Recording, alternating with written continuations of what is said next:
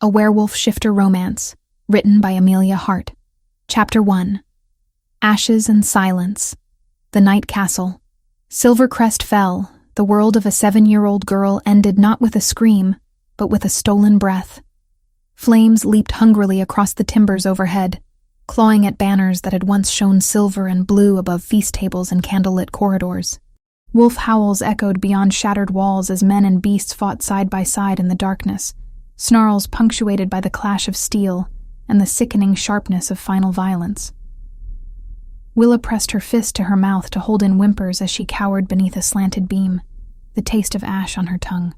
The scent of blood pricked her nose before she saw it. Her father's fallen body sprawled in the main hall entrance, sword still slick in his hand. A gash crossing the family sigil at his chest. Firelight danced along the memory. Too bright for her eyes, too cruel to be forgotten. Before her knees could buckle beneath her, arms coiled around her waist, and she was folded inside a thick cloak, whose lining smelled of old leather and distant frost. Lord Oswin Hartley whispered, "You must be brave. Your parents are gone." He did not weep with her. He did not promise safety. Instead, he pressed her close and guided her through smoldering corridors, the ruins of her house collapsing behind. The next day, the world was cold, quiet, unfamiliar. Faces surrounded Willa. New ones, hard ones. Lady Beatrix Hartley, pale and sharp, eyed her up and down. "She'll need to be silenced," she declared in the clipped voice she'd used to dismiss a maid with a wrinkled apron. Willa, shivering, drank the potion without protest, trusting naive hope that kindness lay on the other side of bitterness.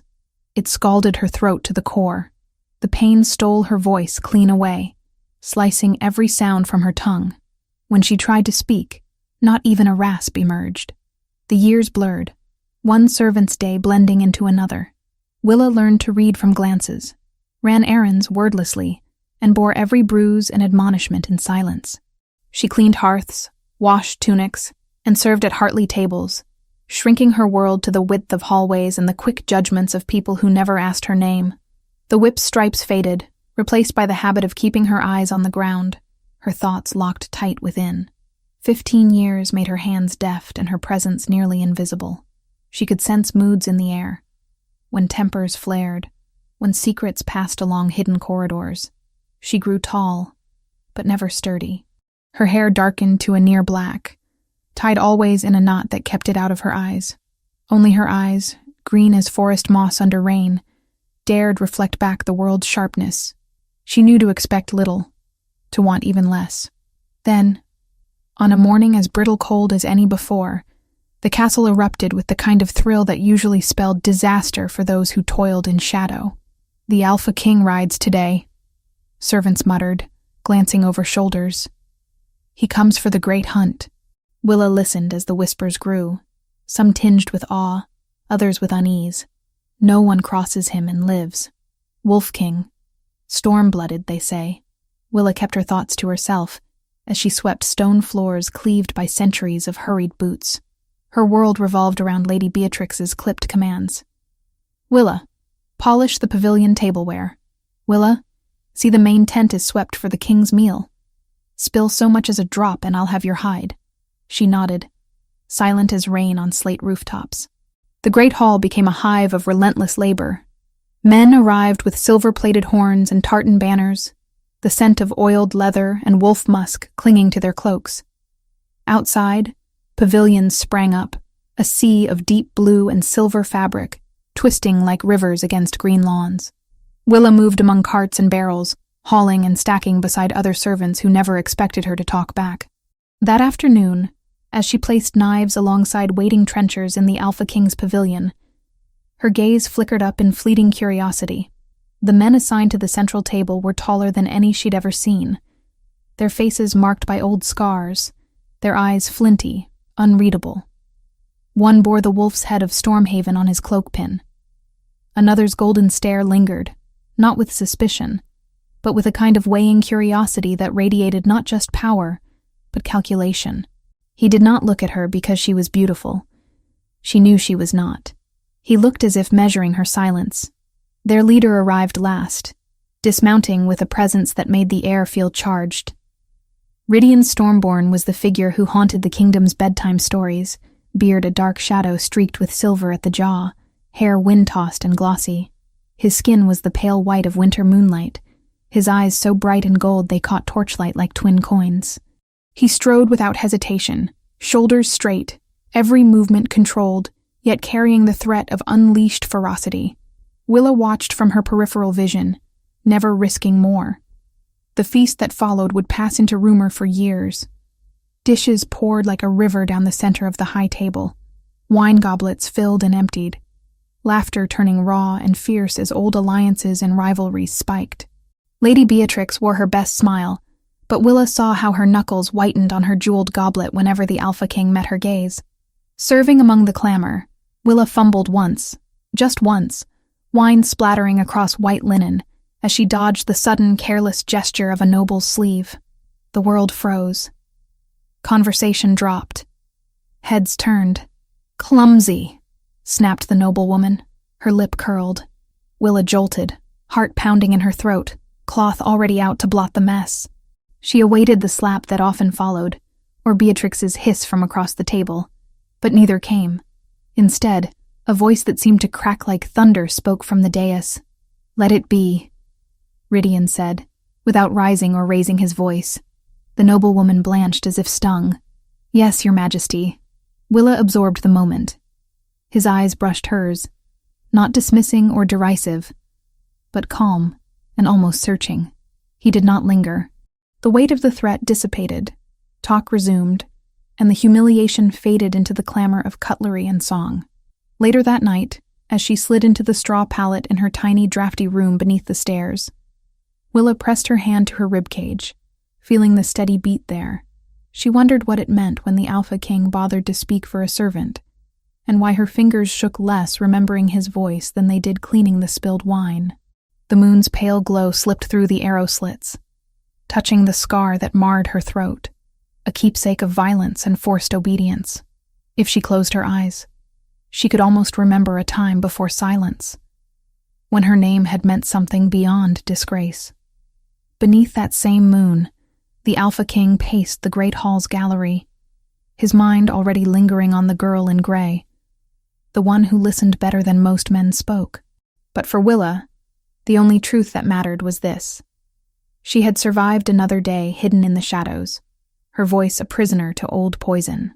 Neither of them knew the next sunrise would bring a hunt and a choice, capable of burning the world clean again. Chapter 2. The Arrow's Flight. Dawn crept over Hartley Keep with the kind of pale light that promised neither warmth nor comfort. The air tasted sharp, carrying the scent of wet earth and pine needles crushed beneath countless boots. Willa woke before the bells, her body attuned to the rhythms of servitude, every muscle already anticipating the labor ahead. The great hunt was not merely sport. It was spectacle, tradition, and a display of dominance wrapped in silk banners and sharpened steel. Lords and warriors from across the kingdom would ride together, testing prowess and forging fragile alliances beneath the watchful gaze of the Alpha King. For servants like Willa, it meant hauling supplies through forests, setting up pavilions in clearings, and staying invisible while powerful men decided the fates of lesser wolves. Marin found her in the kitchens before the sun had fully risen, shoving a leather satchel into her arms. "Supplies for the hunting camp," the girl whispered, glancing nervously toward the courtyard where horses stamped and snorted. "Beatrix wants you with the rear guard.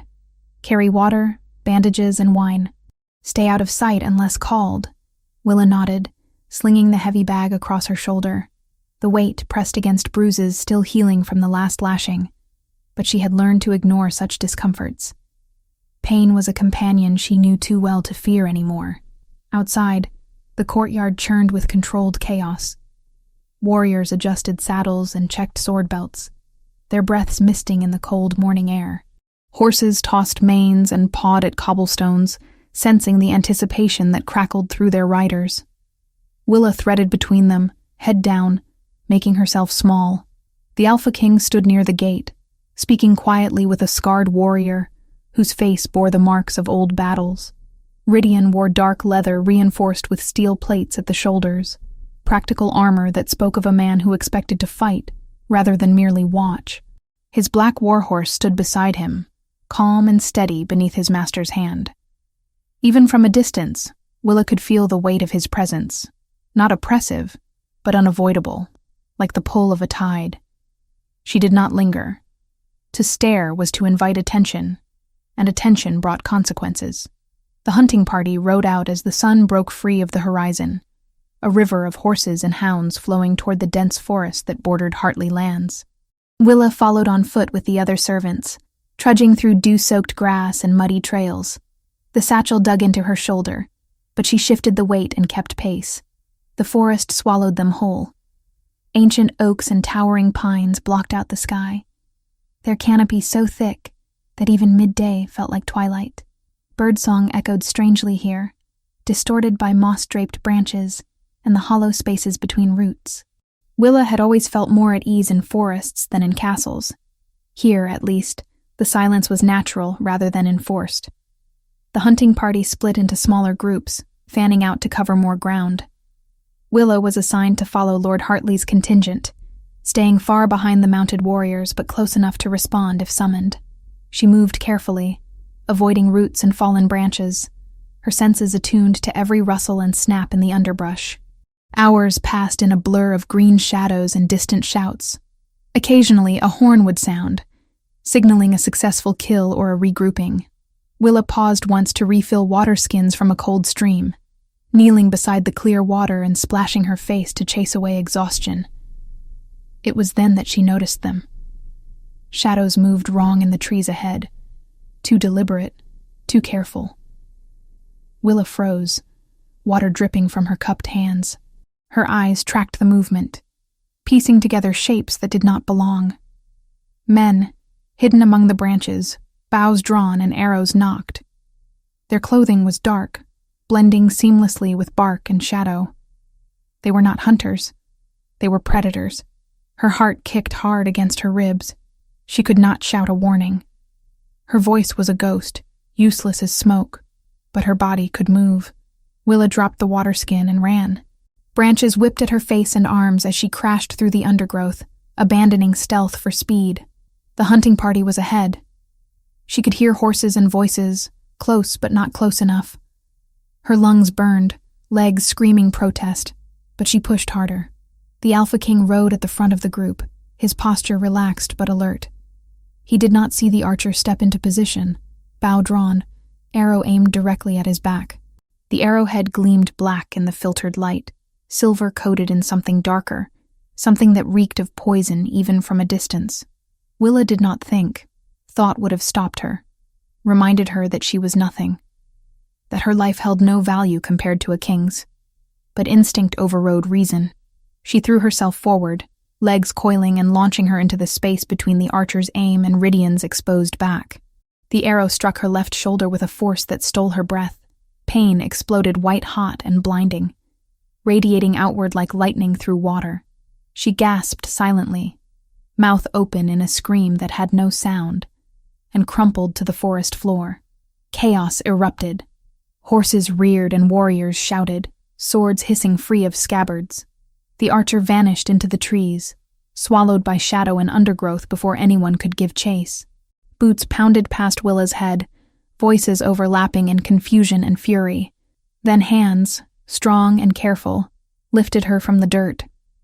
She blinked through tears of agony and saw golden eyes staring down at her, wide with shock and something else she could not name. "Hold still," Rydian commanded, though his voice was gentler than she expected. He cradled her against his chest as he barked orders to his men. "Find that bastard. Search every tree, every shadow. I want him alive." Warriors scattered, hounds baying as they picked up the scent. But Willa barely registered any of it. The poison was spreading, a cold fire crawling through her veins. Her vision blurred at the edges, the world tilting sideways. She tried to speak, to explain, to apologize for her presumption, but her throat produced nothing. Rydian's face hovered above hers, his expression carved from stone and fury. His hand pressed against the wound, trying to stem the bleeding, but the poison was faster. She could feel her heartbeat slowing, each pulse weaker than the last. "You saved my life," he said, and there was wonder in his voice, raw and unguarded. "Why would you do that?" Willa wanted to answer. She wanted to tell him that she did not know, that her body moved before her mind caught up, that perhaps some part of her recognized something in him that called to the broken, silent thing she had become. But darkness was closing in, pulling her down into cold depths. Rydian's jaw clenched. She saw the decision flash across his face.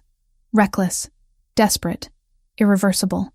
He lowered his head to the base of her neck, where pulse fluttered weakly beneath skin. His breath was hot against her throat. "Forgive me," he whispered. Then his teeth sank deep. The pain was different this time, sharp and claiming, burning away the cold poison with a heat that felt almost sacred. Willa's back arched involuntarily, every nerve alight as something ancient and powerful flooded through her. It was not just his strength flowing into her veins. It was connection, recognition, a bond forged in desperation and sealed with blood. Her wolf, dormant for so long it felt like a dream, stirred. Deep in her chest, something cracked, not breaking, but hatching, unfurling wings that had been folded for 15 years. The muting spell that had choked her voice began to fracture, threads of magic snapping one by one beneath the overwhelming force of an alpha's claim. Rydian pulled back, blood on his lips, eyes blazing gold. He pressed his forehead to hers, breathing hard. "Stay with me," he commanded, and this time it was not a request, but an order backed by the full weight of his authority. "You will not die. Do you understand? You will not die." Willa's vision swam, consciousness slipping like sand through fingers. The last thing she registered was the feeling of being lifted, cradled against a chest that smelled of forest and steel, and something wild that her newly waking wolf recognized as safety. Then the world went black. When the darkness finally receded, it did so slowly, reluctantly. Willa surfaced from unconsciousness like a drowning woman breaking through water, gasping for air that burned her lungs. Her body felt wrong, too heavy and too light at the same time, every nerve ending raw and oversensitive. Voices murmured nearby, low and urgent. The poison should have killed her within minutes. How is she still breathing? The Alpha King's mark. He forced a mate bond. His strength is keeping her alive. But she is no one, a servant. Why would he risk? Silence. He did what he had to do. Willa tried to open her eyes, but her eyelids felt weighted with stones. Her throat ached, not from the old muting curse, but from something new, a burning sensation that felt almost like healing. She became aware of warmth surrounding her, soft fabric against skin, the scent of clean linen and herbs. Slowly, painfully, she forced her eyes open.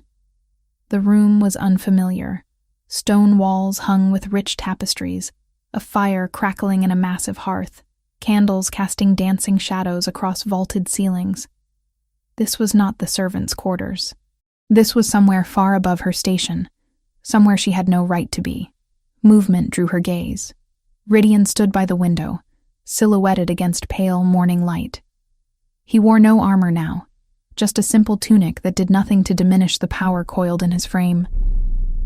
When he turned and saw her awake, something shifted in his expression. Relief, perhaps, or something more complicated. "You are alive," he said, crossing the room in 3 long strides. He knelt beside the bed, bringing himself to her level, and studied her face with an intensity that made her want to shrink away. "How do you feel?" Willa opened her mouth to gesture, to indicate that she could not speak, that she had never been able to speak, and a sound emerged. It was rough, barely more than a rasp, but it was undeniably a voice. Her voice. She croaked, and the word tasted like freedom and terror in equal measure. Rydian's eyes widened. "The curse," he breathed. "It is breaking." Willa's hand flew to her throat, fingers trembling as they touched the place where his teeth had pierced skin. The mark was there, raised and tender, burning with a heat that had nothing to do with fever. Through that connection, she could feel him, not his thoughts exactly, but his presence, solid and unwavering, an anchor in a storm she did not yet understand. "What did you do?" she managed, each word scraping past her damaged throat. Rydian's expression was unreadable. "I claimed you," he said simply. "Created a mate bond to share my strength and fight the poison. It was the only way to save your life." The implications crashed over her like cold water. Mate bond. The words carried weight in shifter culture, significance that even she, raised in servitude, understood. It was not marriage. It was something deeper, more primal, binding wolves together at a level that transcended choice or law. "I did not ask for this," she whispered. "I know," his jaw tightened, "but you threw yourself in front of an arrow meant for me. You gave your life without hesitation. I could do no less." Silence stretched between them, heavy with questions neither knew how to ask. Finally, Willa forced herself to meet his golden gaze. "The archer escaped?" Rydian's expression darkened. "For now, but we will find him. This was not a random attack. Someone wants me dead, and they were willing to use poisoned arrows to ensure it." He paused, studying her. "You saw them before anyone else did. How?" Willa struggled to find words. "I was refilling water. They moved wrong. Too careful. I knew they did not belong. And you ran straight toward danger to warn me. I could not shout." The admission tasted bitter. "Running was all I had." Rydian reached out slowly, giving her time to pull away, and brushed a strand of dark hair from her face. His touch was surprisingly gentle for hands that could kill without hesitation. "You have a voice now," he said quietly. "Thanks to the bond. The curse that silenced you is breaking under the force of my claim. In a few days, you will be able to speak freely." Hope and fear tangled in Willa's chest. After 15 years of silence, the prospect of speech felt both miraculous and terrifying. What would she say? Who would she become when she could finally speak her truth? "Rest now," Rydian said, rising to his feet. "You have been unconscious for 3 days. Your body needs time to adjust to the changes." 3 days. The world had shifted on its axis while she slept, and she had no idea what awaited her on the other side of this door. But as Rydian left, pausing only to glance back at her with an expression she could not decipher, Willa understood one thing with absolute clarity. Nothing would ever be the same again. Chapter 3. Awakening. Willa woke to the sound of voices murmuring just beyond the chamber door. Her body felt strange, as though she had been disassembled and put back together with pieces that did not quite fit. The bed beneath her was impossibly soft, filled with down that cradled her aching limbs. Silk sheets whispered against her skin, a luxury so foreign it made her want to retreat back into unconsciousness. But consciousness would not release her. It dragged her upward, insistent and unrelenting, until she forced her eyes open. The room was vast, far larger than any space she had ever occupied. Tapestries depicting wolves racing beneath moonlit skies hung from stone walls. A fire crackled in a hearth tall enough for a man to stand inside. Candles burned in silver sconces, their light dancing across vaulted ceilings carved with intricate patterns. This was Castle Stormhaven, she realized. The Alpha King's seat of power. And she, a voiceless servant who had spent 15 years sleeping on straw pallets, now lay in a bed that could have housed 3 people comfortably. The door opened, admitting a woman whose presence filled the space with quiet authority. She was older, perhaps 50, with silver-streaked brown hair pulled into a severe knot. Her dress was simple but well-made, the mark of someone who served the highest echelons of power. When her eyes, sharp and gray as winter storms, landed on Willa, they softened with something that might have been sympathy. "You are awake," the woman said, crossing the room with measured steps. "I am Counselor Edith, Counselor to His Majesty. I have been tasked with your care and instruction." Willa pushed herself upright, wincing as her shoulder protested. The wound had healed with unnatural speed, leaving only tender pink skin where the arrow had pierced. She touched it gingerly, feeling the mark beneath. Rydian's claiming bite, still burning with residual heat. "Instruction?" Willa's voice emerged rough and uncertain, each word requiring conscious effort. Speaking felt like using a muscle that had atrophied, awkward and strange. Edith settled into a chair beside the bed, her movements deliberate. "The Alpha King believes you are not who you appear to be. a servant girl who cannot speak, who has lived in obscurity for 15 years. But the mate bond has revealed certain truths. Willa's throat tightened. What truths? You are shifter born, Edith said simply. Not human, as you were led to believe. The bond awakened your wolf, and with it, broke the muting curse that had been placed upon you. His Majesty wishes to understand who you truly are and why you were cursed. The words settled over Willa like snow, cold and inescapable. Shifter born. She had always known something was missing. Some essential piece of herself locked away beyond reach. But to hear it spoken aloud made it real in a way that terrified her. I do not remember, she whispered. My childhood is mostly shadows and fire. I was 7 when Castle Silvercrest fell.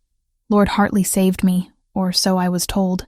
Lady Beatrix silenced me to protect me from those who had killed my family. That is all I know. Edith's expression did not change, but something flickered in her eyes. Recognition, perhaps, or calculation. Silvercrest, she repeated as though tasting the name. That pack was massacred 15 years ago. The bloodline was believed extinct. Perhaps it is, Willa said bitterly. I am no one, a broken girl who cannot even remember her parents' faces. You are more than you know, Edith countered. And the Alpha King intends to help you discover exactly who you are. But first, you must learn to speak properly, to carry yourself as befits your true station, and to understand the world you have been kept from. Willa stared at her hands, calloused and scarred from years of labor. I am a servant. That is my station. You were a prisoner, Edith corrected gently. There is a difference. Over the following days, Willa's world expanded in ways that left her reeling. Edith proved to be a patient but exacting teacher, drilling her on pronunciation and enunciation until Willa's throat ached from the effort. They worked on posture.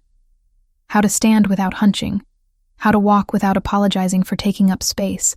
Edith taught her the complex hierarchy of shifter society, the roles of alphas and betas and omegas, the intricate web of pack politics that governed the kingdom. Omegas are rare, Edith explained one afternoon as they sat in a sunlit chamber overlooking the castle grounds. They possess abilities that others do not, the power to soothe aggression, to heal minor wounds, to sense loyalty and deception. They are treasured and protected, never silenced and hidden away. Willa absorbed the information with growing unease. If she was truly Omega, it made her silence even more unnatural, her servitude even more cruel. But it was the evenings that tested her most. Rydian visited each night, his presence filling the chamber with barely contained power. He never stayed long, never touched her beyond the occasional brush of fingers against her wrist to check her pulse. But the mate bond hummed between them, a constant awareness that made her hyper-conscious of every breath he took, every shift of his weight. Tell me about your life at Hartley Keep, he said one evening, settling into the chair Edith usually occupied. He had shed his armor for a simple tunic, but authority clung to him regardless. Willa chose her words carefully. I woke before dawn, worked until after dark. I carried water, scrubbed floors, served at table. I was not mistreated beyond what was considered normal discipline. His jaw tightened. Normal discipline. Lady Beatrix used the whip sparingly, Willa said, though the words tasted like ash. Only when I made mistakes or drew too much attention. She said it was for my own good, to keep me safe. Safe, Rydian repeated, and the word dripped with controlled fury. You were a child when you came to them. 7 years old and traumatized by massacre. They should have protected you, not enslaved you. Willa had no response to that. She had never allowed herself to question her circumstances before. Survival required accepting what could not be changed. I need to know everything you remember about your childhood, Rydian continued. Every detail, no matter how small. The curse that silenced you was powerful magic, deliberately applied. Someone wanted to ensure you could never speak of what you knew. But I remember almost nothing, Willa protested. Just fire and screaming and Lord Hartley carrying me away. Then we will start there. Rydian leaned forward, elbows resting on his knees. Tell me about Lord Hartley. How did he treat you? Willa closed her eyes, reaching for memories that felt more like fever dreams. He was distant, I rarely saw him after the first few months. Lady Beatrix managed the household, and I was hers to command. But once, when I was perhaps 10, I overheard him speaking with someone in his study. They were discussing lands, Silvercrest lands, how they had been divided after the massacre. Ridian's eyes sharpened. What else did you hear? That maintaining me was insurance, in case anyone ever questioned the legitimacy of the territorial claims. As long as I lived, mute and broken, I was proof that the Silvercrest line had ended in tragedy, not treachery. The silence that followed was heavy with implications. Willa opened her eyes to find Ridian staring at her, with an intensity that made her want to look away. They kept you alive as evidence, he said slowly. A living monument to their theft, and they cursed you to ensure you could never testify against them. The pieces clicked together with sickening clarity. Willa had always been a tool, never a person. Her suffering had served a purpose, and that purpose was protecting the men who had destroyed her family. I want you to see something, Ridian said, rising to his feet. He crossed to a tall mirror mounted on the wall, not a normal mirror, but one whose surface shimmered with faint magical light. This is an enchanted glass. It shows a shifter their true form, the wolf that lives within. Most see their wolf for the first time during their first shift, but you have not shifted yet. The curse kept that part of you locked away. Willa approached the mirror slowly, heart hammering against her ribs. Her reflection stared back. Thin face, dark hair, green eyes wide with apprehension. Nothing remarkable, nothing special. Touch the glass, Ridian instructed. Let it show you what you are. She pressed her palm to the cool surface. Magic thrummed through her fingers, traveling up her arm and sinking deep into her chest, where her wolf had begun to stir. The reflection rippled, then changed. The woman in the mirror remained, but superimposed over her human form was something else entirely. A wolf with fur the color of moonlight, silver so pure it seemed to glow. Its eyes were the same green as hers, bright and intelligent. White markings traced its legs and chest, forming patterns that looked almost deliberate. Willa's breath caught. What is this? Your wolf, Ridian said softly. He stood behind her, his reflection towering over hers. And unless I am very mistaken, that coloring belongs to only one bloodline. He did not need to say the name. She saw it in his face, in the way his expression shifted from curiosity to something more complicated. Respect, perhaps, or wariness. Silvercrest, she whispered. The silver wolf and the moon entwined. Her family's crest had depicted wolves exactly this color. You are not just a survivor of the massacre, Ridian said. You are the true heir to Silvercrest lands and title, and Lord Hartley has known this the entire time.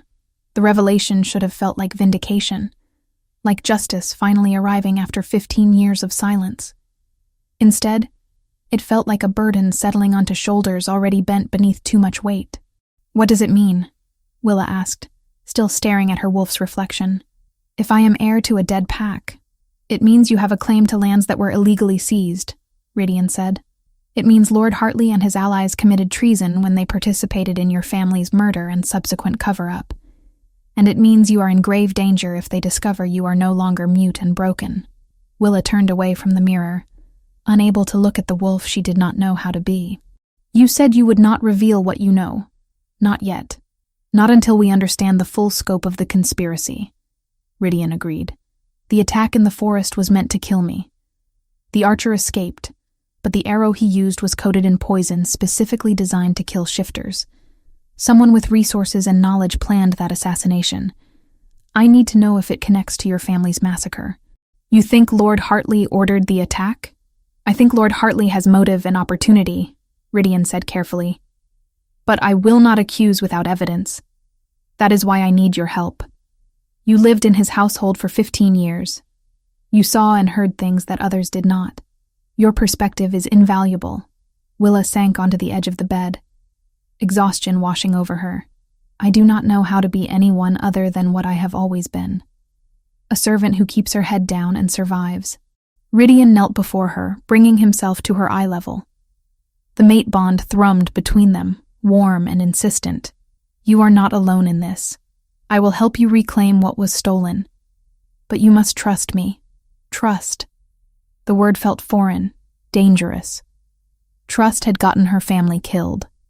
Trust had led her into servitude. But as she met Rydian's golden eyes and felt the steady certainty of the bond connecting them, she realized she had little choice. I will try, she said finally. He smiled then, a small expression that transformed his severe features into something almost gentle. That is all I ask. After he left, Willa sat alone in the vast chamber, staring at her hands. They were the same hands that had scrubbed floors and carried water, but now they belonged to someone else entirely. Someone with a name and a bloodline and a claim to power she did not understand. The silver wolf in the mirror had looked at her with eyes that knew things she did not. Secrets locked away by trauma and curse, waiting to be uncovered. Willa touched the claiming mark on her neck, feeling the heat of it pulse in time with her heartbeat. She was bound now to a king who saw her as more than a broken servant, but she did not yet know if that binding was salvation or simply another cage. Outside, the moon rose over Castle Stormhaven, painting the world in silver light.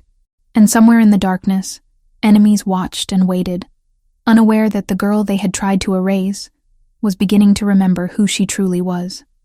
Chapter 4. Threads of Conspiracy. The days that followed Willa's awakening settled into a rhythm both strange and fragile.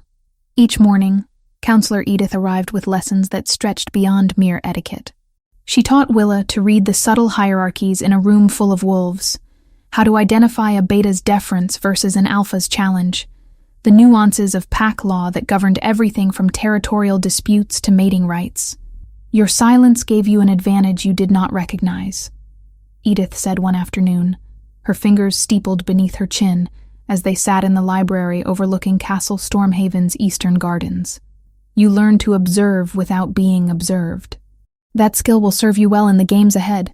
Games, Willa repeated, the word bitter on her tongue. Is that what this is? Politics is always a game, Edith replied without hesitation. The stakes are simply higher when the players can tear out each other's throats.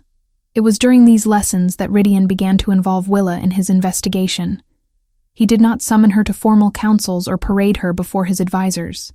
Instead, he came to her chambers in the evenings when shadows grew long and conversations could be kept private. Tell me what you remember about the servants at Hartley Keep, he said one night, settling into the chair that had become his customary seat. Not the nobles, not the warriors. The people who cleaned and cooked and listened without being heard. Willa closed her eyes, reaching for memories she had tried to bury. There was Marin in the kitchens. She was kind when kindness was dangerous. And old Willem, the groundskeeper. He used to mutter about how the southern fields had once belonged to different lords before the Hartleys claimed them. Different lords, Rydian prompted. Did he say which ones? Silvercrest, Willa admitted. He said the soil there still remembered the old pack's blessing, that crops grew stronger because wolves had run those fields for centuries. Rydian leaned forward, his expression intent. What else did Willem say? That Lord Hartley came into those lands through marriage first and violence second. That his wife's family had territorial connections to the Silvercrest borders, and when the massacre happened, the Crown granted the unclaimed lands to those who could prove adjacent holdings. Adjacent holdings seized through convenient tragedy, Rydian murmured, and a 7-year-old heir kept alive but silenced to prevent any future challenges to those claims. Willa opened her eyes, meeting his golden gaze. You believe Lord Hartley was involved in my family's murder. I believe Lord Hartley had motive, means, and opportunity, Rydian corrected. But belief is not proof. That is why I need your help. You lived in his house for 15 years. You saw patterns, overheard conversations, noticed things that seemed insignificant at the time. Together we can reconstruct what truly happened that night. It was painstaking work. Willa dredged up fragments of memories, a conversation overheard through a keyhole, a visitor who arrived cloaked and left hurriedly, ledgers she had glimpsed while cleaning that showed payments to mercenaries in the weeks before the massacre. Each piece was small, potentially meaningless on its own, but Rydian possessed a mind that wove disparate threads into coherent patterns. The attack on me was not random. he said after one particularly long evening of piecing together timelines. The archer used silver-coated and aconite poison, a combination specifically designed to kill shifters quickly and painfully. That poison is expensive and difficult to obtain. Only someone with significant resources and connections could have acquired it. Lord Hartley is wealthy, Willa said slowly. But so are many lords. True. But how many lords had reason to want me dead specifically? Willa considered the question. You are investigating the Silvercrest massacre. If you discovered evidence of Hartley's involvement, you could strip him of his titles and lands. You could execute him for treason. Exactly. Rydian's smile was grim. And if the archer had succeeded, the investigation would have died with me. My heir is my younger cousin, a competent ruler, but one who has shown little interest in old territorial disputes. Lord Hartley would have been safe. But the archer escaped, Willa said. You have no proof of who hired him. The archer was found dead in his cell 2 days after the attack, Rydian said quietly. Poisoned. The same poison that was on the arrow meant for me. The revelation sent ice through Willa's veins. Someone silenced him before he could be questioned. Someone with access to the castle dungeons and knowledge of how to bypass my guards. Rydian's expression darkened. Which means the conspiracy extends into my own court. It was then that Willa understood the true scope of the danger. This was not simply about avenging her family or reclaiming stolen lands. This was about rooting out corruption that had infected the highest levels of the kingdom's power structure. Who had access to the dungeons? She asked. Any member of the High Council, my personal guard, and a handful of trusted servants. Rydian stood, pacing to the window. I have narrowed the list of suspects, but I cannot move against them without proof. If I accuse without evidence, I risk civil war. Willa rose from her seat, crossing to stand beside him. The mate bond hummed between them, warm and steady, an anchor in the storm of political machinations. What do you need me to do? She asked. He turned to face her, and for a moment, his careful control slipped.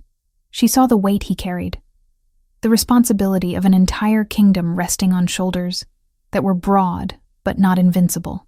I need you to remember, he said simply. Every detail, every conversation, every face that visited Hartley Keep in the years before the massacre. Somewhere in your memories is a connection we have not yet found. So Willa remembered. She sat with Edith during the day, learning to speak and move and think like the heir she had never been allowed to become. And she sat with Rydian during the evenings, excavating her past for fragments of truth buried beneath 15 years of survival. It was during one of these sessions that she recalled something significant. There was a man, she said slowly, fingers pressed to her temples as she chased the memory. He visited Lord Hartley perhaps 3 months before the massacre. I was very young, but I remember because he frightened me. His eyes were cold, and he moved like a predator even in human form. Describe him, Rydian commanded, his full attention fixed on her. Older, perhaps 50 even then. Thin face, gray hair pulled back. He wore robes marked with symbols I did not recognize. Lord Hartley treated him with deference that bordered on fear. Rydian went very still. Symbols. What kind of symbols? Circles within circles, and a wolf's head in profile, but wrong somehow. The proportions were strange. Mage marks, Rydian breathed. You saw a blood mage visiting Lord Hartley? Willa frowned. Blood mages are forbidden. The crown executes anyone caught practicing blood magic. Yes, Rydian agreed grimly, which is why Lord Hartley would have been careful to hide such a connection. Blood magic can do many things that natural shifter magic cannot. It can break wards, enhance strength beyond normal limits, and create curses that persist for years. Understanding crystallized, like the curse that stole my voice. Exactly. Rydian began pacing, his mind clearly racing through implications. If Lord Hartley hired a blood mage to help execute the Silvercrest massacre and silence you afterward, it would explain much. Blood magic leaves traces, but only if you know what to look for. I need to send investigators to Hartley Keep to search for residual magical signatures. He will know you suspect him, Willa warned. Let him know, Rydian said with quiet fury. Let him panic and make mistakes. Guilty men always do. But before he could send investigators, Before they could move forward with the plan, Willa's world shifted again. It happened during a private dinner in Rydian's chambers. They had fallen into the habit of sharing the evening meal, discussing the investigation, and slowly, carefully, learning each other beyond the crisis that had bound them together. Willa had just finished describing another memory, a late-night conversation she had overheard between Lord Hartley and Lady Beatrix about ensuring the Silvercrest matter stayed buried. When Rydian reached across the table and took her hand, the touch sent warmth racing up her arm, the mate bond flaring to life between them. She had grown accustomed to the constant awareness of him, the way her senses attuned to his presence whenever he was near. But this was different. This was deliberate. "You have been remarkably brave," he said quietly. "Not just in throwing yourself in front of that arrow, but in facing memories that would break most people. You deserve to know that I see your strength." Willa stared at their joined hands, his so much larger than hers, calloused from sword work and scarred from old battles. "I do not feel strong," she admitted. "I feel like a puzzle missing half its pieces." "Then let me help you find them." His thumb traced small circles on her palm, the gesture unexpectedly intimate. "The bond between us was born of necessity, but it does not have to remain only that. I would like to know you, Willa Silvercrest, not as an investigation or a political tool, but as the woman who chose to save my life when she had every reason not to." Her breath caught. In all the chaos and revelation, she had not allowed herself to think about what the mate bond might mean beyond its immediate practical applications. But now, with his hand warm in hers, and his golden eyes watching her with something that looked dangerously close to tenderness, she could not avoid the question any longer. "Why did you mark me?" she asked. "Truly, it was not just to save my life. You could have let me die and avoided this complication." Rydian was quiet for a long moment. When he finally spoke, his voice carried a weight she had not heard before. "When I saw you fall with that arrow in your shoulder, when I felt your heartbeat weakening, something in me roared that I could not let you die. It was not rational. It was not strategic. It was pure instinct, as if my wolf recognized something in you that my human mind had not yet understood." "And now?" Willa whispered. "What does your human mind understand?" His smile was small and slightly rueful. "That you are remarkable. That you survived 15 years of abuse and emerged with your compassion intact. That you notice things others miss and speak truths others fear to voice. That when you look at me, you see a man rather than a crown." The admission hung between them, vulnerable and honest. Willa realized with a start that this was not merely attraction or the bond's influence. This was genuine affection, carefully offered and waiting for her response. "I do not know how to be what you need," she said finally. "I am learning to speak, to walk without hunching, to exist without apologizing for taking up space. But I do not know how to be a mate to an alpha king." "Then we will learn together," Rydian said simply.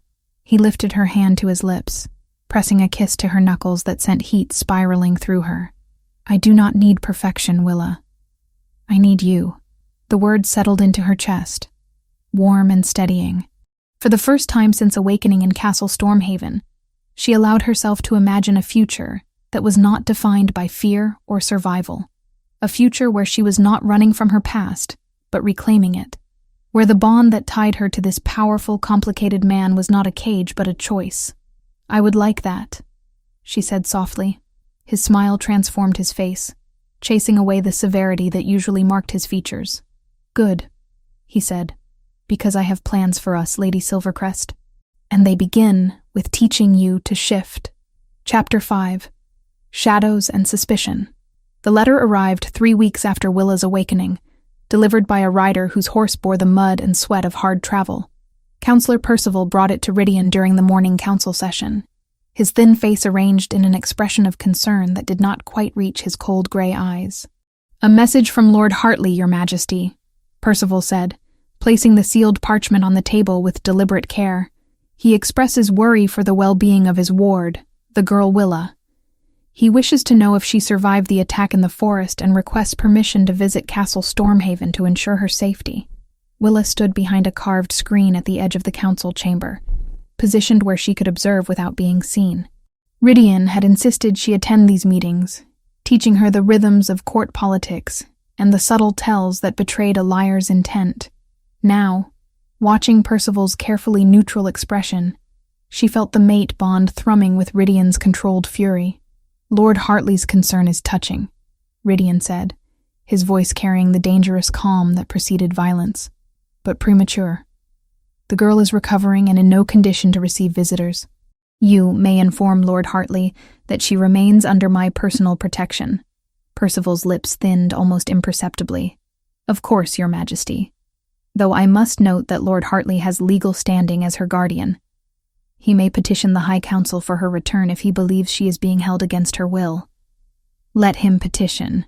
Rydian's golden eyes fixed on Percival with predatory intensity. "I look forward to explaining to the High Council exactly how Lord Hartley treated his ward for 15 years. The whip scars alone should prove illuminating." The tension in the room crystallized into something sharp and brittle. Several council members shifted uncomfortably in their seats. Percival's expression remained carefully blank, but Willa saw his fingers tighten on the parchment he still held. "I shall convey your message," Percival said, bowing with precise formality before retreating from the chamber. After the council dismissed, Rydian found Willa in the library where she had taken to spending her afternoons. The room was her favorite in the castle. 3 stories of books reaching toward vaulted ceilings, with narrow windows that let in streams of golden afternoon light. "He knows," Willa said without preamble, not looking up from the text on pack law she had been studying. "Lord Hartley knows I am alive and recovering. He will move against us now. I am counting on it." Rydian settled into the chair across from her, his presence filling the space with coiled energy. "Panicked men make mistakes, and I want him to make mistakes. He could claim me legally," Willa said, finally meeting his gaze. "If he petitions the council as my guardian, he will find that difficult when I present you to the High Council as Lady Silvercrest, rightful heir to lands he has been illegally occupying for 15 years. Rydian's smile was sharp as broken glass. "But before that revelation, I need proof of his involvement in your family's massacre, which is why I am sending investigators to Hartley Keep tomorrow to search for traces of blood magic." Willa's stomach clenched. "That will force his hand." "Yes." Rydian leaned forward, elbows on his knees. "Which is why tonight we leave Castle Stormhaven." She blinked. "Leave? Why?" "Because Percival is not merely Lord Hartley's messenger. He is his accomplice." Rydian's expression darkened. "I have been watching him for weeks, tracking his movements, monitoring his correspondence. He had access to the dungeons the night the archer was poisoned. He carries messages to and from Hartley Keep with suspicious frequency. And this morning, when he delivered that letter, I saw fear in his eyes. Real fear. Fear of what? Of me discovering the full extent of the conspiracy." Rydian stood, pacing to the window. "Percival has been my father's advisor before becoming mine. He knows every secret passage in this castle, every vulnerability in my defenses. If I remain here, he will find a way to strike at us. So we remove ourselves from his reach while my investigators do their work." Willa set aside her book, mind racing. "Where will we go?" "To a hunting lodge deep in the northern forests, 3 days' ride from here.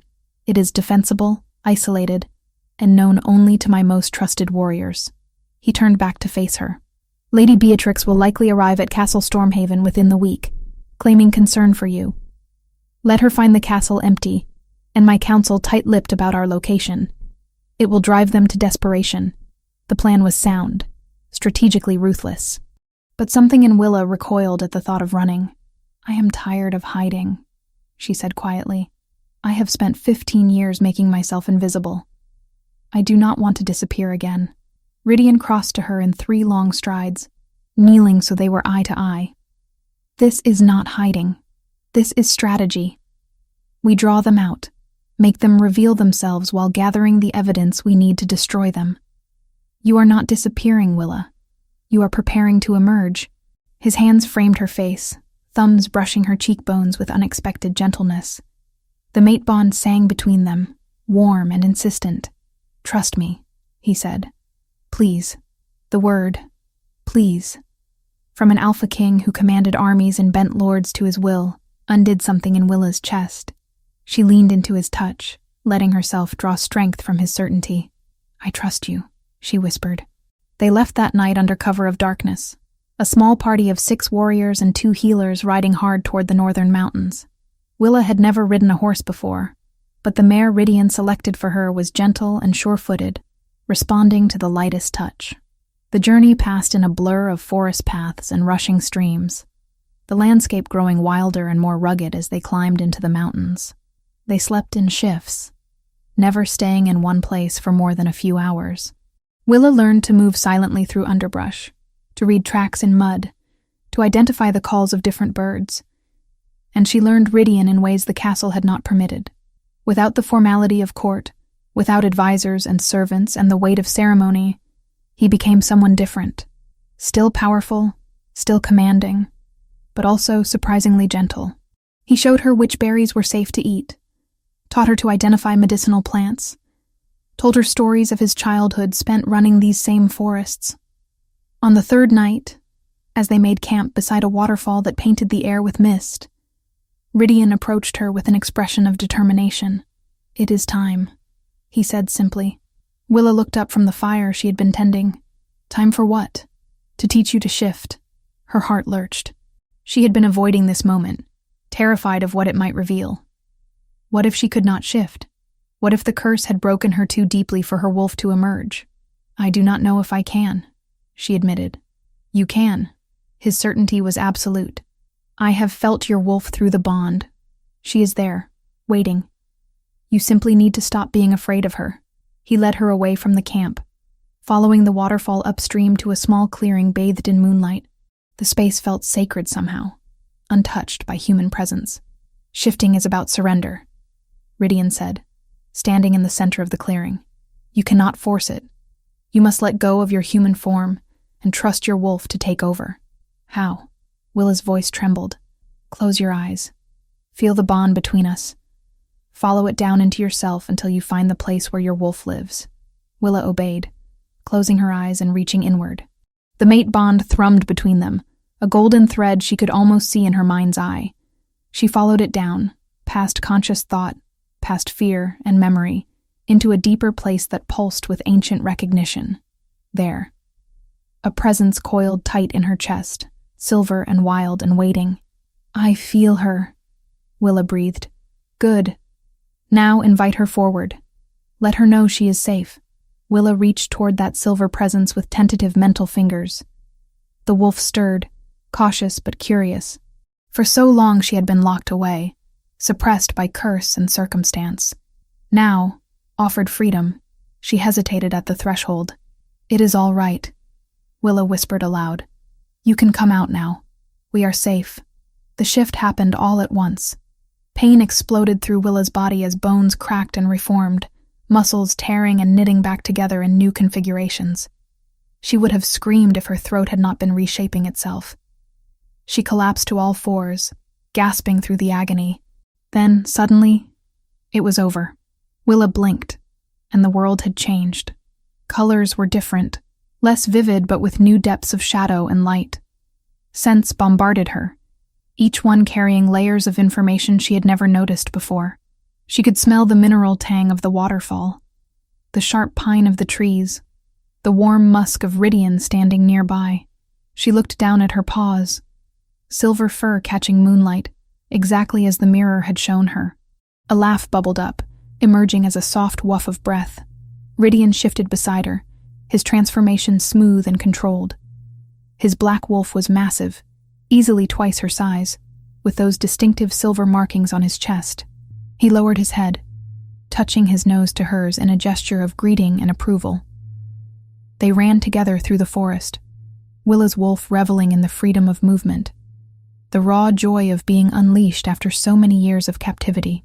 Rydian stayed close, guiding her over fallen logs and around dangerous drops, teaching her to trust her new body. When they finally shifted back to human form, dawn was breaking over the mountains.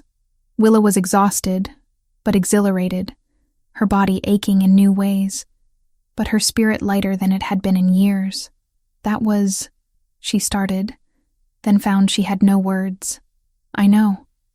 Rydian said, smiling. He pulled her close, and she went willingly, resting her head against his chest. Your wolf is beautiful, Willa. Just as I knew she would be. They returned to camp to find one of the warriors waiting with urgent news. A rider had arrived from Castle Stormhaven. Not one of theirs, but a messenger who had managed to track their location despite their precautions. The message was brief and devastating. Lady Beatrix had indeed arrived at the castle, accompanied by a contingent of armed guards. But more concerning was the second part of the message. Percival had disappeared from Castle Stormhaven the same night they had left. His chambers had been searched and found empty of personal effects, as though he had planned his departure carefully. He has fled to warn them, Willa said, the realization hitting her like cold water. He knows we are gathering evidence. He has gone to Lord Hartley to help him destroy whatever proof remains. Rydian's expression turned to stone. Then we return to Castle Stormhaven immediately. If Beatrix is there, she will answer for what she did to you. And if Percival has fled to Hartley Keep, my investigators will find him there.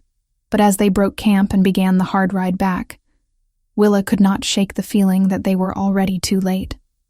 Percival had weeks to plan, to coordinate with Lord Hartley, to set traps they had not anticipated. The game had shifted, and she was no longer certain who held the advantage. Chapter 6. Truth in Ashes. The ride back to Hartley Lands felt different to Willa than the journey away had been. Then, she had been running, retreating to safety, while others did the dangerous work. Now, she rode toward confrontation with her eyes open, and her wolf awake beneath her skin. The forest paths that had once meant escape now felt like roads leading home, not to the home she had lost, but to the closure she desperately needed. They traveled in darkness, a small strike force moving with the kind of silence only shifters could achieve. Rydian led, his black horse moving like a shadow through the trees. Willa rode beside him, her newfound shifting abilities giving her confidence she had never possessed before. Behind them came 6 of Rydian's most trusted warriors, each handpicked for loyalty and skill. Remember the plan, Rydian said quietly as they paused at the forest's edge, Castle Hartley visible in the valley below. Torches burned along its walls, illuminating guards who paced the battlements with more vigilance than usual. We do not engage unless provoked. Our objective is evidence, not vengeance. Willa nodded, though her wolf growled low in her chest, eager for the confrontation she knew was coming. She could smell Hartley Keep from here, stone and iron and old cruelty. The scent triggered memories she had tried to bury, flashes of pain and fear, and endless silence. They will have prepared defenses, one of the warriors murmured. Percival will have warned them we were coming. Good, Rydian said grimly. Let them waste resources on fortifications. We are not laying siege. We are going in through the servants' entrance. The passages Willa knows better than any guard. They descended into the valley under cover of the moonless night, leaving their horses hidden in a copse of trees. Willa led them along paths she had walked countless times while carrying water or firewood, narrow tracks that skirted the main roads, invisible to anyone who did not know to look for them. The postern gate near the kitchens was exactly where Willa remembered, half hidden behind overgrown vines. She pressed her hand against the aged wood, feeling the familiar grain beneath her palm. How many times had she passed through this door as a servant, never imagining she would return as something else entirely. The lock was simple, designed to keep out casual intruders rather than determined wolves. One of Rydian's warriors made short work of it, and they slipped inside one by one, moving through darkened corridors with practiced stealth. Willa's heart hammered as she guided them through the castle's bowels. These passages had been her world for 15 years. The kitchens where she had scrubbed pots until her hands bled, the servants' stairs where she had carried endless loads of laundry and firewood, the narrow corridors where she had made herself invisible to avoid Beatrix's notice. Now she walked them as a stranger, seeing details she had never noticed before. The way moisture seeped through the foundation stones in the eastern wing. The patterns of wear on the floor that revealed which paths saw the most traffic. The faint traces of blood magic residue that glowed subtly in her enhanced vision. Marks left by the mage who had cursed her all those years ago. This way, she whispered, leading them up a spiral staircase that emerged near Lord Hartley's private chambers. His study is through that door. If there are records of what happened to my family, they will be there. Ridian posted guards at both ends of the corridor, then approached the heavy oak door with Willa at his side. It was locked, but this lock was more sophisticated than the postern gate had been. Willa knelt beside it, examining the mechanism with new eyes. "I watched him open this door 100 times, she murmured, fingers working at the tumblers. "I memorized the pattern without knowing why. 7 clicks left, 3 right, 2 left." The lock opened with a soft snick that sounded deafening in the quiet corridor. Ridian pushed the door open slowly, testing for traps or alarms. When nothing immediately attacked them, they slipped inside. Lord Hartley's study was exactly as Willa remembered. Dark wood paneling, shelves lined with ledgers and legal documents. A massive desk positioned before windows that overlooked the southern fields. The fields that had once belonged to her family. "Start searching," Ridian commanded quietly. "Anything related to Silvercrest, blood magic, or payments made 15 years ago." They worked quickly and methodically, pulling documents from shelves and scanning them by the light of a single candle.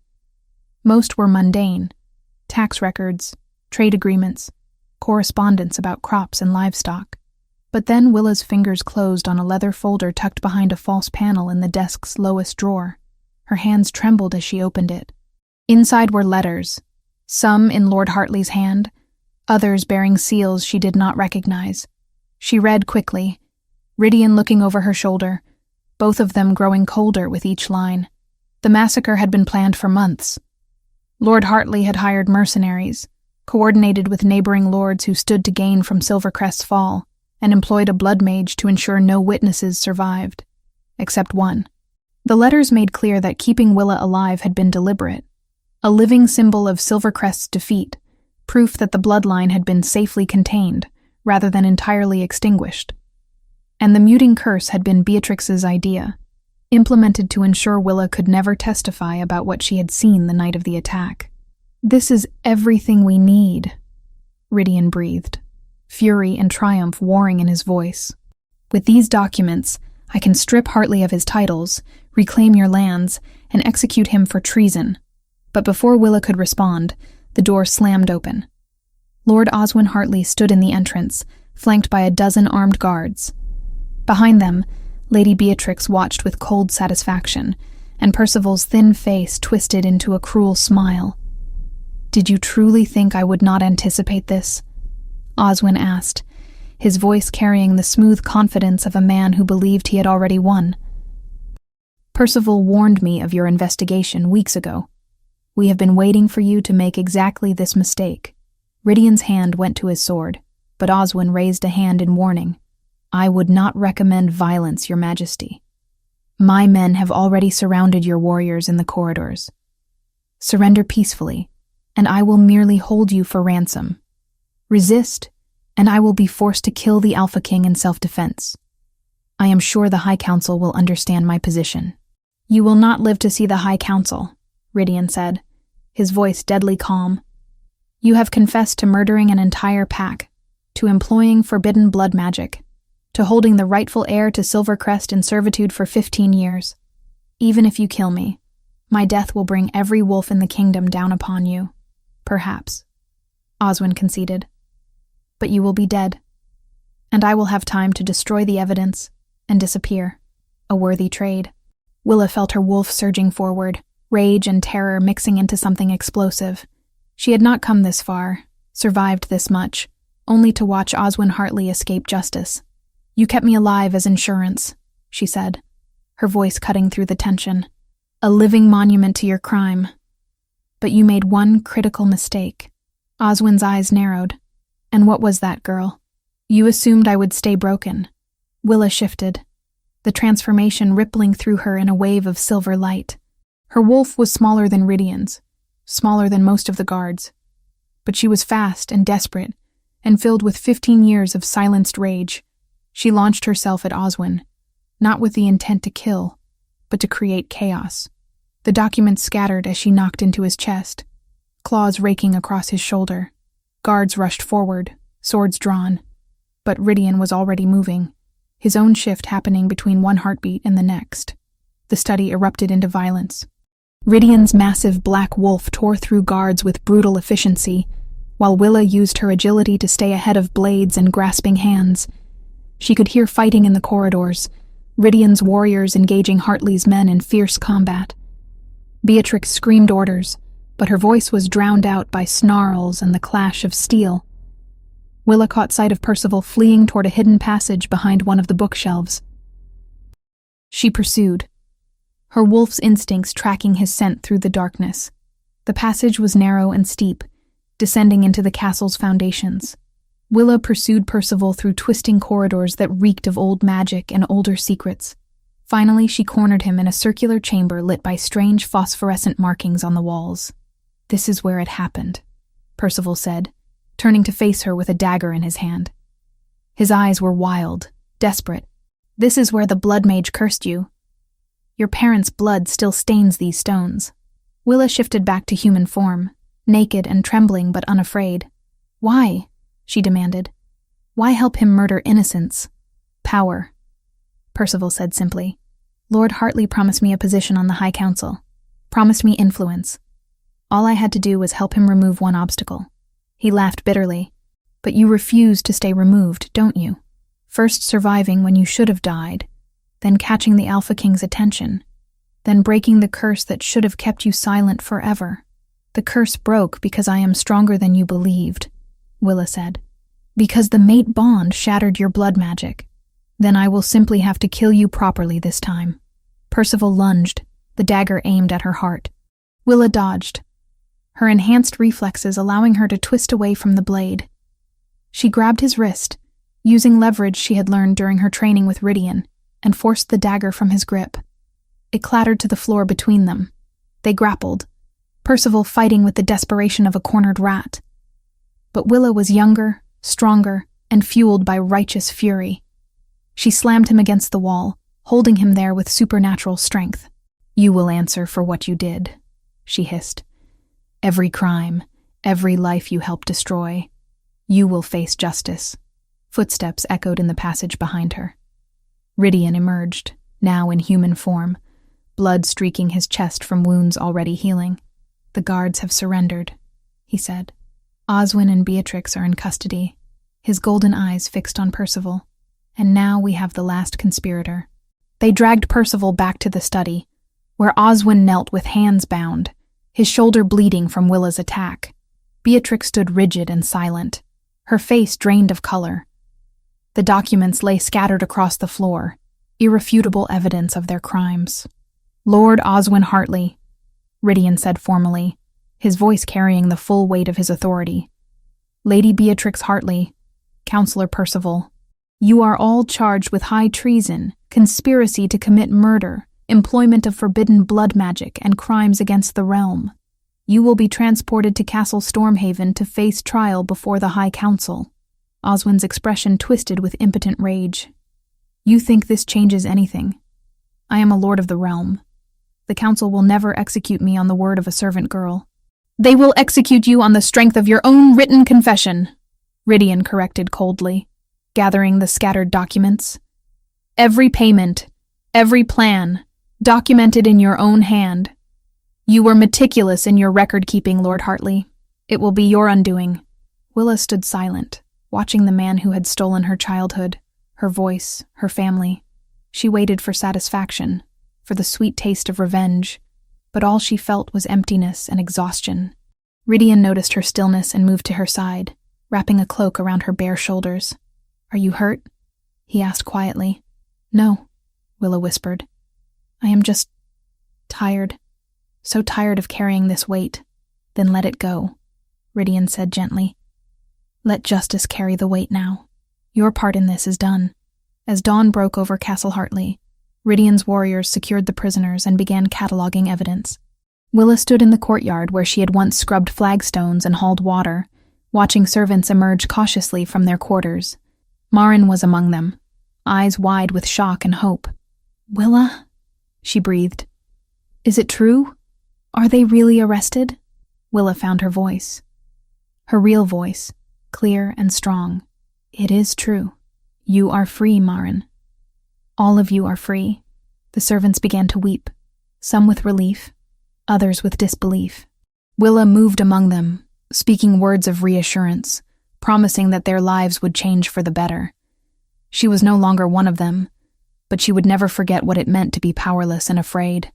Rydian watched from the castle steps, pride and something deeper warming his expression. When Willa finally returned to his side, he took her hand. "Ready to go home?" he asked. Willa looked back at Castle Hartley one last time, then forward toward the road to Stormhaven. "Yes," she said. "I am ready." Chapter 7. The Claiming Under Moonlight. 2 weeks after the arrests, Castle Stormhaven prepared for a ceremony that had not been seen in generations.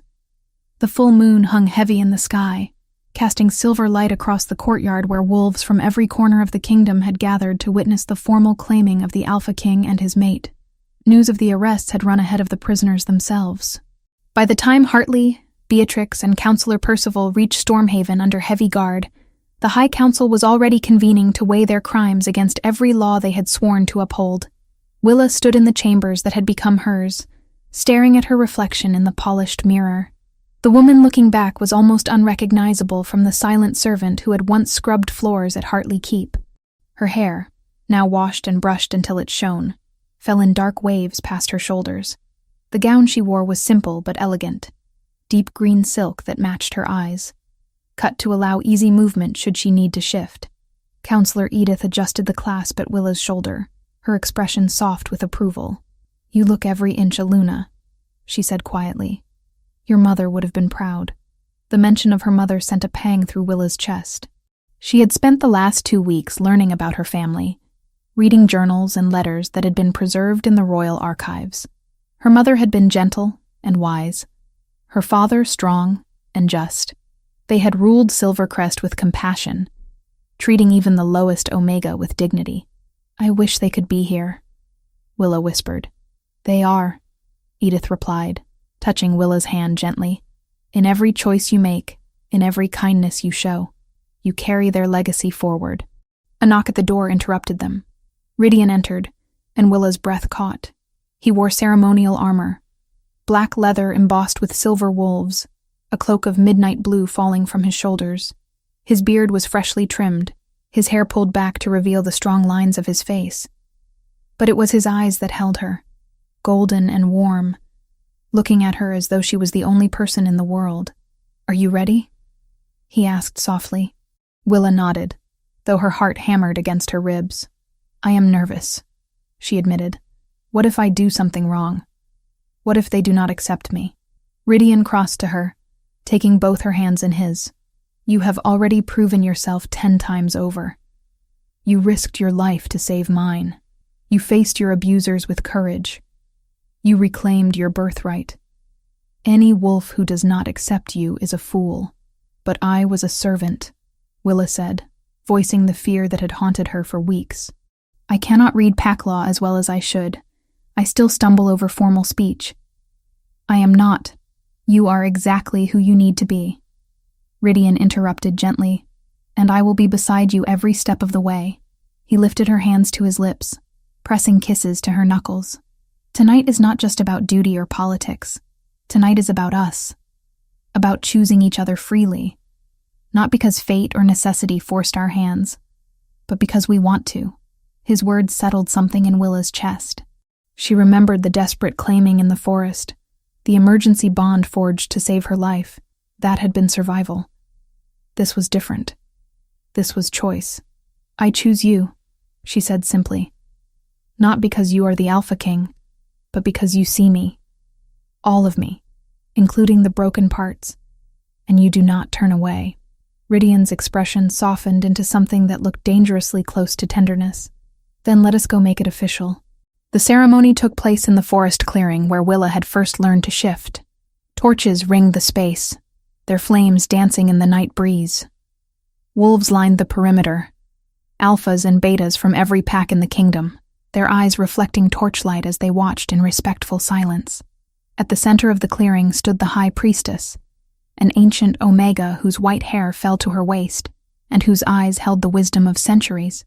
She wore robes marked with the symbols of the old gods, and her voice when she spoke carried power that made the air itself seem to hum.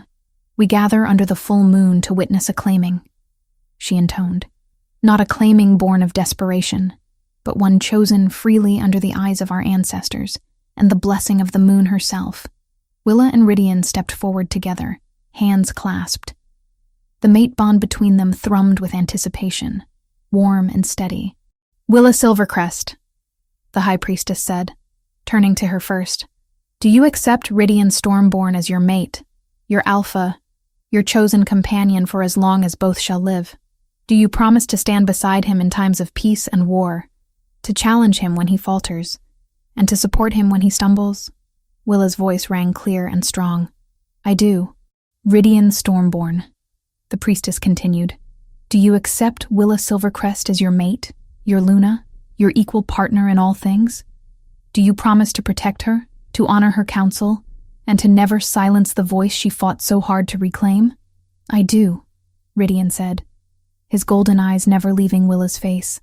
"Then by the power granted to me by Moon and Pack, I invite you to complete your bond. Run together as wolves, hunt as one, and return to us as mates bound for life." They shifted together, the transformation happening in perfect synchronicity. Willa's silver wolf and Rydian's black one stood side by side for a moment, their eyes meeting in wordless understanding. Then they ran.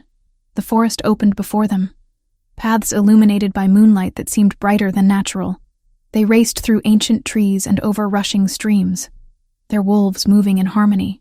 Willa felt the bond between them growing stronger with every stride, weaving their souls together in ways that transcended words or thought.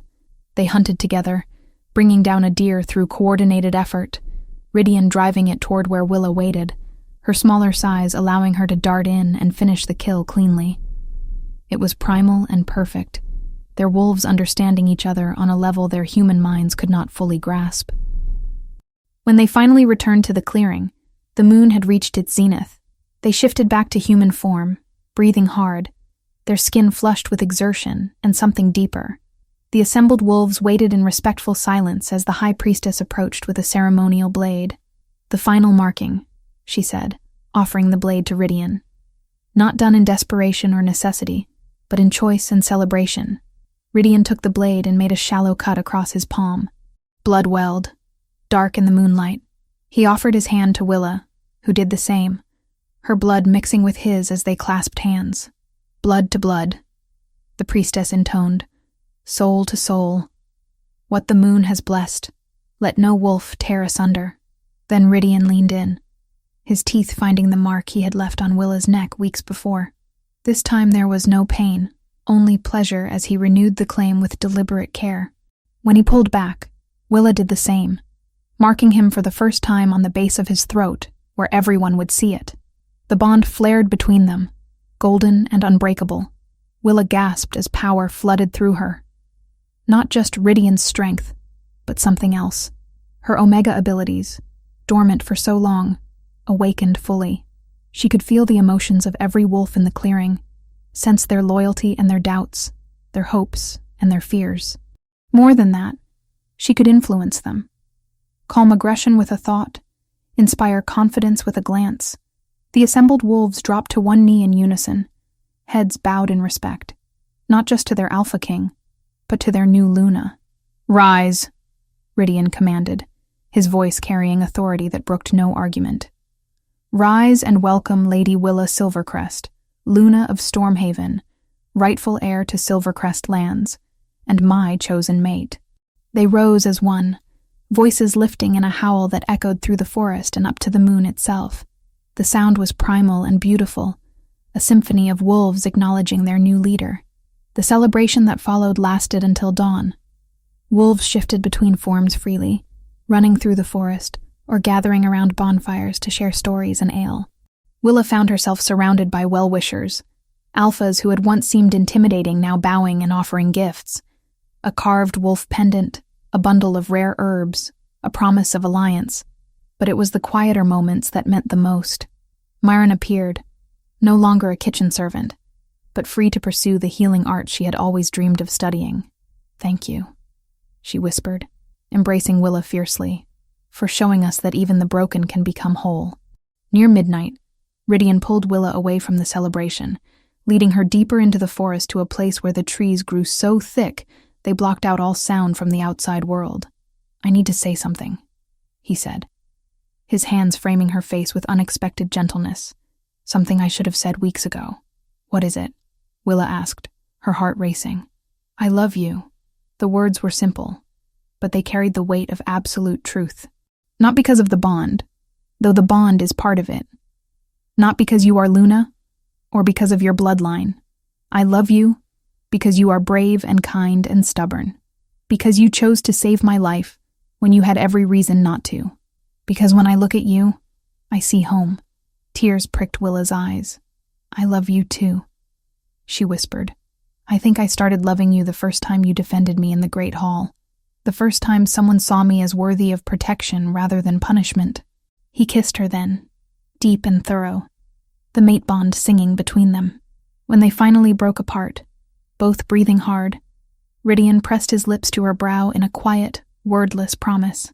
"Come with me," he said. "There is one more thing I need to show you." He led her to a small stone structure hidden in a grove of ancient oaks. Inside, illuminated by soft magical light, were books and scrolls and artifacts bearing the Silvercrest crest. "I had my historians recover everything they could find," Rydian explained. "Every record, every heirloom, every piece of your family's history. It is not much, but it is yours." Willa moved through the collection with trembling hands, touching journals written in her mother's flowing script, running her fingers over the silver wolf pendant her father had worn. Here was proof that she had come from somewhere, that she belonged to a legacy of honor and strength. "Thank you," she breathed, "for giving me back my past. You gave me a future," Rydian replied simply. It seemed only fair. They stayed there until the first hints of dawn painted the sky pink and gold, reading through journals and sharing memories. His of a childhood spent learning to rule. Hers slowly returning as the curse's last shadows lifted from her mind. They spoke of plans for the future, of rebuilding Castle Silvercrest as a haven for displaced Omegas, of reforming laws that had allowed corruption to flourish. When they finally returned to the clearing, the celebration had quieted into contentment. Wolves dozed in piles around dying fires, sated and happy. Edith waited near the edge of the trees, a knowing smile on her face. "Ready to face your first day as Luna?" she asked Willa. Willa looked at Rydian, at the wolves who had accepted her, at the future stretching before them bright with possibility. She thought of the girl she had been, silent, afraid, convinced she was worthless. That girl was gone, transformed not by magic or claiming, but by the simple act of choosing to be brave. "Yes," she said firmly, "I am ready." Chapter 8. The New Luna. 3 months had passed since the claiming ceremony, and Castle Stormhaven had transformed in ways both subtle and profound. Willa stood on the eastern balcony overlooking the training grounds, watching young Omegas practice defensive formations under the supervision of her newly appointed guard captain. The sight filled her with quiet satisfaction. Oswin Hartley, Beatrix, and Counselor Percival had already faced judgment in Stormhaven's Great Hall. Their titles stripped, their estates seized, and their sentences carried out beneath the same law they had twisted for years. The morning air carried the scent of autumn, crisp leaves and wood smoke from the kitchen fires. Below, the courtyard bustled with activity. Warriors drilled with swords and shields while servants moved between buildings carrying supplies for the day's work. But the atmosphere was different now. Servants walked with straighter backs, their voices raised without fear. Warriors treated them with respect rather than contempt. "Your reforms are working," Rydian said, joining her at the railing. He wrapped an arm around her waist, pulling her against his side in a gesture that had become familiar and comfortable over the past months. The High Council received another petition yesterday, Lord Blackwater requesting permission to implement similar training programs for Omegas in his territory. Willa smiled, leaning into his warmth. "That makes 6 lords who have requested guidance. The old ways are changing, because you are showing them a better path." Rydian pressed a kiss to her temple. "The Alpha Assembly begins in 2 hours. Are you ready?" Willa's stomach tightened with familiar nervousness. The Assembly of Alphas was the kingdom's highest governing body, where territorial disputes were settled and new laws were proposed. This would be her first time addressing them formally as Luna, presenting the reforms she had spent months developing. "As ready as I will ever be," she said. The assembly hall was an imposing space, high vaulted ceilings supported by columns carved to resemble ancient trees, their branches spreading overhead in stone. Alphas from every territory filled the tiered seating, their eyes tracking Willa and Rydian as they entered. Some faces were friendly, others skeptical, but all showed respect. Willa wore formal robes in Silvercrest silver and Stormhaven blue, the colors representing the union of their houses. At her throat, the claiming mark was visible. Rydian's bite transformed into an elegant scar that marked her as his mate and equal. "My lords," Rydian began, his voice carrying easily through the chamber. "We gather today to address matters of law, territory, and the future of our kingdom. But first, Luna Willa wishes to speak regarding proposed reforms to our treatment of Omegas and servant classes." Willa stepped forward, heart hammering, but voice steady. She had practiced this speech with Edith for weeks, refining every word until it carried both conviction and diplomacy. "My lords, I stand before you not merely as Luna of Stormhaven, but as one who lived 15 years in servitude. I know what it means to be powerless, to have no voice, to exist at the mercy of those who see you as less than worthy of basic dignity." She paused, letting her words sink in. Several alphas shifted uncomfortably, perhaps remembering their own treatment of servants. "I propose 3 reforms," Willa continued. "First, that all Omegas, regardless of birth or circumstance, be granted the right to education and training in self-defense. Second, that servant abuse be recognized as a crime punishable under pack law, with victims granted the right to testify before councils. Third, that positions of authority, including council seats, be open to qualified Omegas and Betas, not reserved exclusively for Alphas." A murmur ran through the assembly. Lord Blackwater rose, his expression thoughtful. "Lady Willa, I mean no disrespect, but these reforms would fundamentally alter centuries of tradition. What guarantee do we have that weakening Alpha authority will not lead to chaos?" "I do not propose weakening Alpha authority," Willa replied calmly. "I propose strengthening it through justice. An Alpha who rules through fear and oppression is weak. True strength lies in earning loyalty through fair treatment and wisdom." She gestured to Rydian, who stood watching with quiet pride. The Alpha King could rule through force alone. No wolf in this kingdom could stand against him. Yet he chooses to govern through law and counsel. That is not weakness. It is the highest form of strength. Another Alpha stood. "Lady Thornfield, ruler of the Western Mountains. The Luna speaks wisely. My own territory has begun implementing similar reforms, and I have seen nothing but improvement. Servants work harder when treated fairly. Omegas who receive training become valuable assets rather than liabilities. These changes benefit all wolves, not just the powerless." The debate continued for over an hour, with arguments raised and countered on both sides. But slowly, grudgingly, consensus formed. The reforms would be implemented on a trial basis, with each territory granted flexibility in how they applied the new laws. When the vote was finally called, it passed with a clear majority. Willa felt tears prick her eyes as the assembly formally recognized the reforms. This was what she had fought for, not vengeance against those who had hurt her, but lasting change that would prevent others from suffering as she had. After the assembly dismissed, several Alphas approached to offer congratulations or ask questions about implementation. Willa answered each with patience, drawing on both her experience and the knowledge Edith had helped her accumulate. But it was the young Omega who waited until the hall had nearly emptied who touched Willa's heart most deeply. "Lady Luna," the girl said, bowing low. She could not have been more than 16, with nervous eyes and hands that trembled. "I wanted to thank you. My Alpha heard your speech and has agreed to let me train as a healer. Before today, I thought I would spend my life cleaning kitchens and hoping not to be noticed." Willa took the girl's hands, squeezing gently. "What is your name?" "Lysa, my lady." "Lysa, you owe me no thanks. You deserve the opportunity to use your gifts." Promise me you will work hard and become the finest healer your territory has ever seen." The girl's eyes shone with determination. "I promise, my lady. I will make you proud." After Lissa left, Willa found herself alone in the hall with Rydian. He approached slowly, his expression unreadable. "You were magnificent," he said finally. "I have seen battle-hardened alphas crumble under the pressure of addressing the assembly, yet you stood before them and changed the course of history with nothing but truth and conviction." "I was terrified," Willa admitted. "I know." He pulled her close, resting his chin atop her head. "But you did it anyway. That is what courage means." They stood together in the empty hall, the mate bond humming contentedly between them. Willa thought about the journey that had brought them here.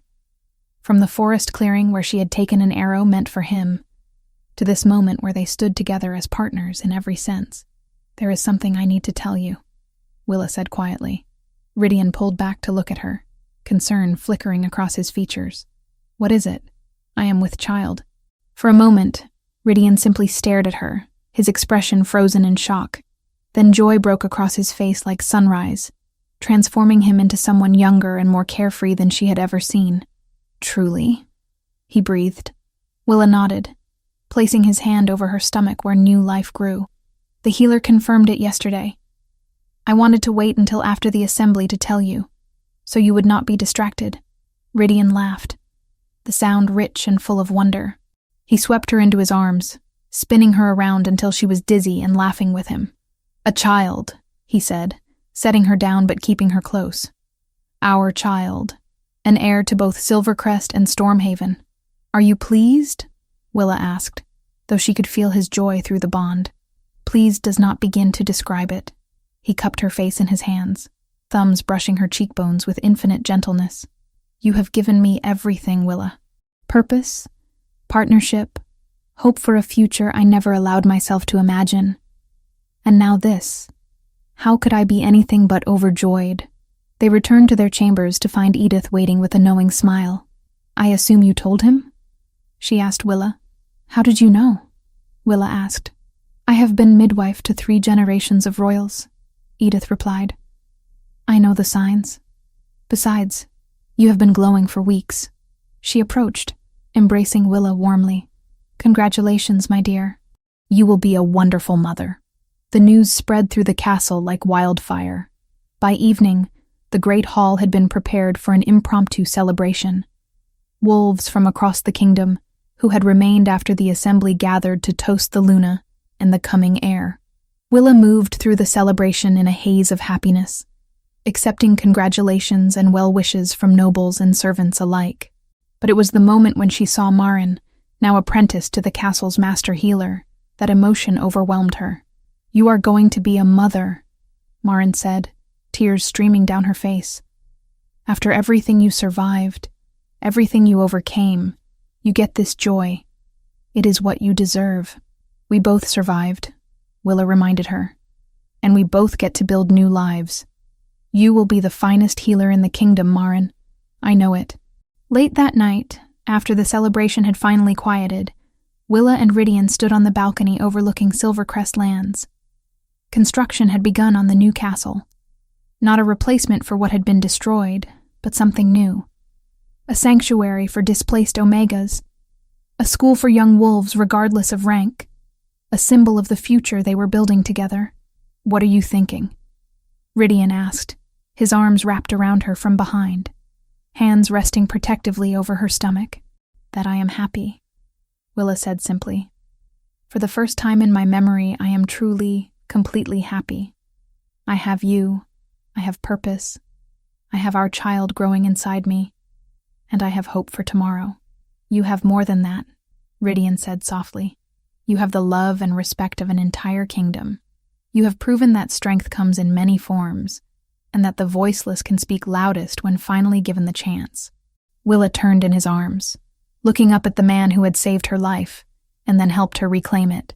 "I love you," she said, "not because fate bound us together, but because you choose to be my partner every day.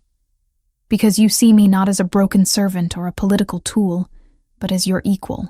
"You are my equal," Rydian said firmly, "in every way that matters. and I will spend the rest of my life ensuring the entire kingdom knows it."